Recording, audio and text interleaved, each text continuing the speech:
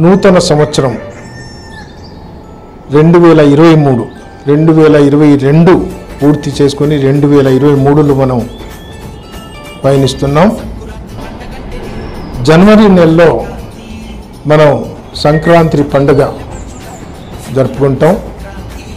అలాగే సంక్రాంతి పండుగ కూడా శుభాకాంక్షలు తెలియజేస్తూ 23వ సంవత్సరంలో మనందరం ప్రజలందరూ తెలుగు రాష్ట్ర ప్రజలందరూ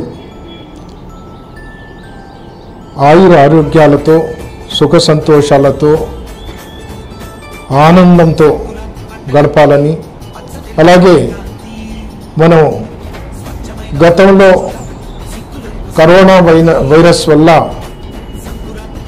2 సంవత్సరాలు మనం పండుగలు కూడా చేసుకోలేకపోయాం.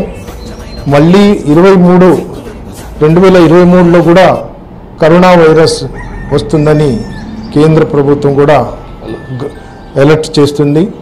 జాగ్రత్తగా ఉండాలని చెప్పి, అలాగే 23వ సంవత్సరంలో మనం అందరం సుఖ సంతోషాలతో ఆయుర ఆరోగ్యాలతో ఉండాలని చెప్పి